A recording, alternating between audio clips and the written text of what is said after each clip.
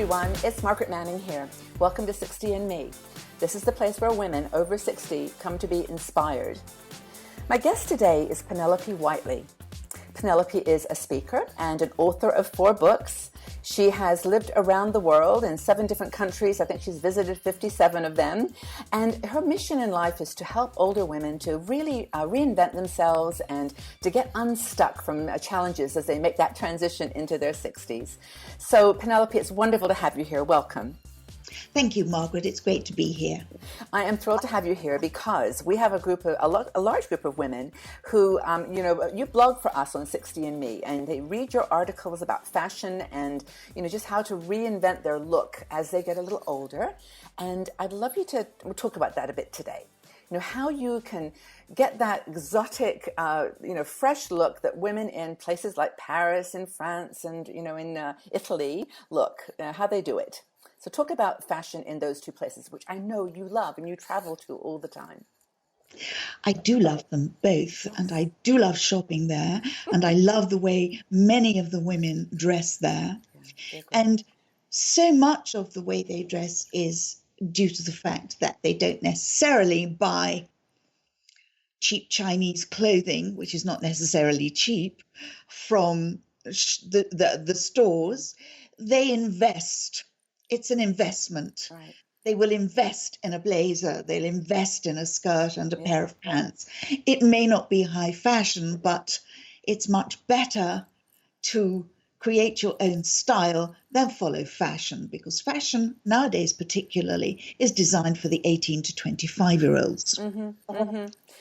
So you see, that's the first thing they do is they don't buy, they look for material that may not be expensive, but that is like natural materials like cotton or silk or linen, those types of materials that look great, like more than 1 or 2 wears. Well, yes, they wear clothes that will last 10 years and eventually you think, I can't stand this any longer. And you just have to give it to the local op shop or someone who has seen it before and said, oh, I love that. And you say, oh, here, take it with my blessing. But quality of material is very important. It's when you go shopping, examine the garments you buy. Look at how they're made. Look at the stitching, French seams, anything like that. Yeah. Will give you a garment of value that will last until you finally become bored with it. But they dress well and they accessorize.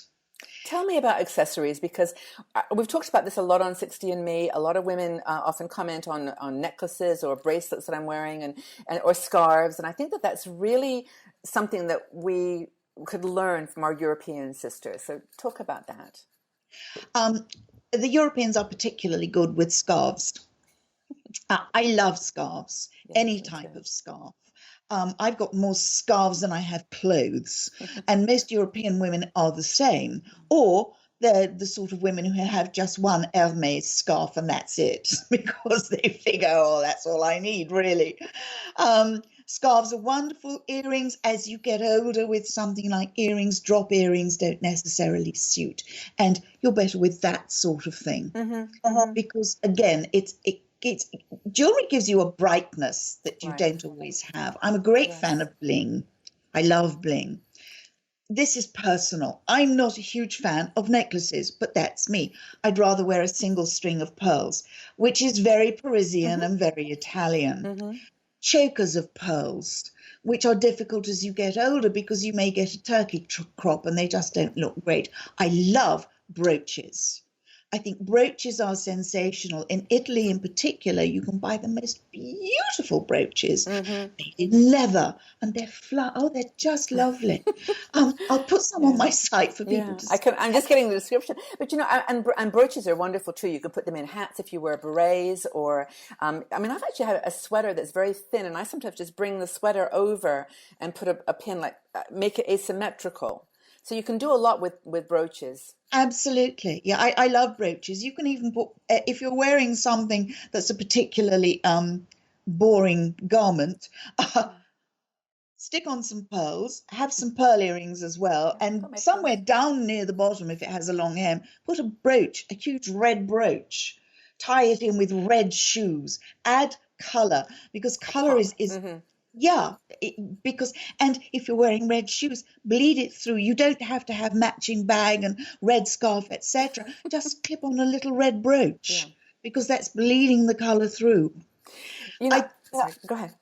Sorry, I was going to say, That's I okay. think most of the women who are incredibly stylish throughout Europe as well, they seem to be unlikely to have a weight problem. They may be a little larger than they were when they were 18, who isn't? Yeah. But so it's very important, and this is one thing they do. They understand their body. They understand their new body shape. Mm-hmm. They Mm-hmm. understand their new face shape. They can't necessarily wear the same shaped glasses they Yeah. could 10 or 15 years ago. Certainly with clothing, they understand that layering is great, not different layers, but Right. because you can, if you're thicker around the waist, and even the thinnest people are thicker around the waist once they're a certain age, Yeah. you can slim that down just with long jewelry, open jackets, Yes. specific colors, stick with solid colors. Women over 50, this is one of my rules, never wear ditzy prints because they just don't work. Little daisies and things don't work. Oh, no. Well, that's another thing that I've noticed in my travels to Paris and Italy is that women tend to wear a single color, like they're toned, so they'll choose like a basic color, like black, navy, or maybe beige or khaki. I don't know, some other tone, and then work around that. And all black seems really, really common. Am I correct in that, or? You're correct in that. It's my favorite color combination. I have finding color in my wardrobe is almost impossible. People say you can't wear all black. Well, of course, all black is so stylish. But again, it comes down to knowing your body shape and knowing what suits you and what doesn't. Yes. So if you're a small person, if you're 5 feet tall or something, and the fashion is to wear three-quarter jackets that come halfway down the thigh on a short person, they're going to be long jackets and they Mm-hmm. won't work. Mm-hmm. We actually did, 60 and Me has been around now for 4 years. I think in our first or even second year, we went down to Milan and we actually interviewed a woman, Melanie Page, who was a stylist, and she took us around Milan and we talked about clothes. And one thing that I do remember her saying was that you should always have a set of clothes, like a top, a bottom, pants, a skirt, and a top, and a jacket. Four things that are in the Yes. same color, and that they should be, like you said, you should look at your body. And the jacket isn't a straight jacket, isn't right for everyone. Some people No. need darts in the back, or Yes. long or short. And Yes. it was really a good conversation. It sounds like what you're saying. Well, yes, because style is style, and style rules never change. Fashion changes, style doesn't. Mm-hmm. I think Coco Chanel was the person who said something very similar to that. Yes. Yes. But even on a portly person, shall we say, a fitting jacket, not tight, but a fitting jacket is better than a big, bulky Like a jacket. blazer. Yeah. Yeah, so one of my rules is always fitting is fabulous, tight is tacky. So tight clothes are tacky, fitting, skimming clothes are really fabulous.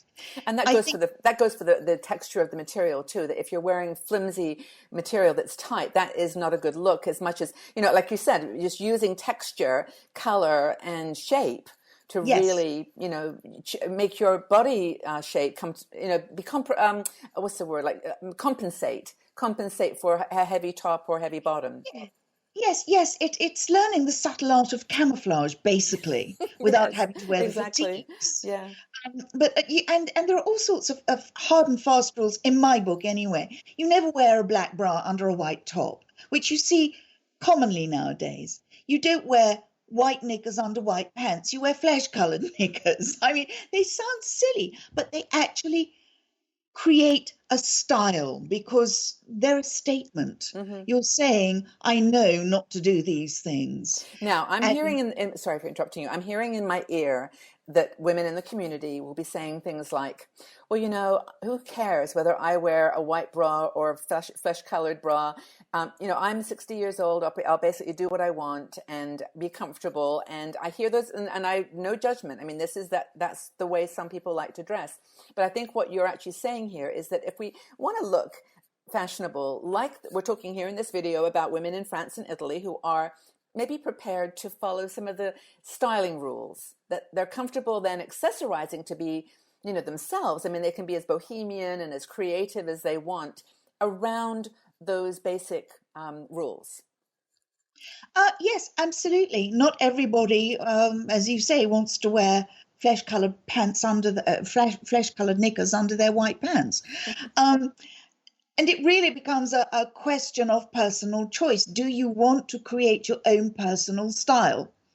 If you don't, then that's entirely your choice. And by the way, go ahead. Excuse me. Sorry, I was going to say it has nothing to do with fashion. This is about your own personal style, whether it's bohemian or goth or whatever.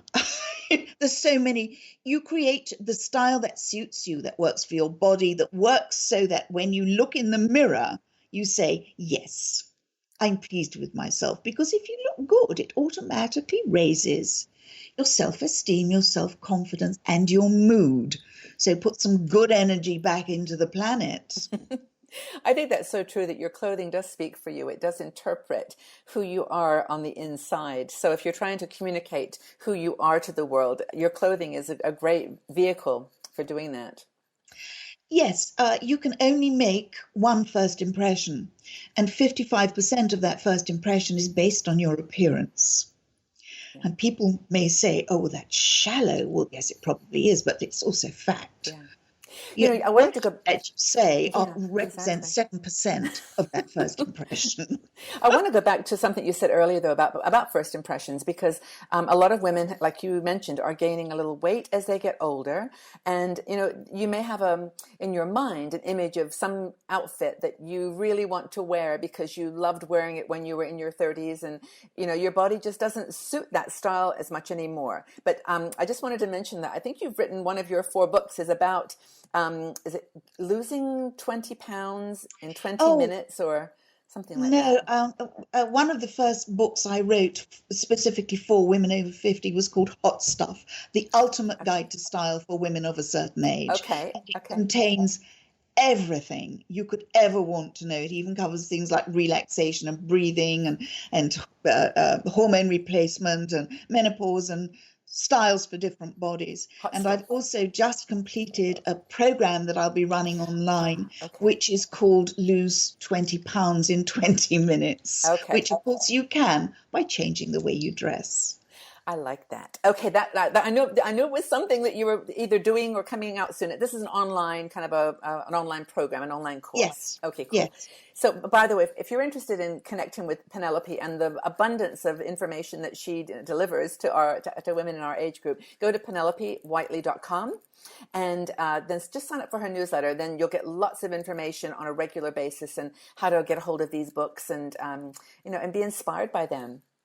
I think it's fantastic. I hope so. Honestly, this has been so helpful, and I know that you've got these some travel programs going on in Italy in the autumn, in September, and you can take some notes there, and then maybe write an article for 60 Me on the what women are wearing now in was it Positano and all of those gorgeous places, the Amalfi Coast.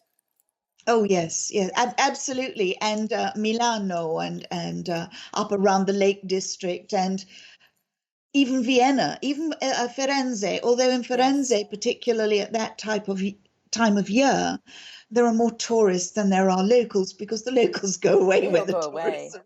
arrive.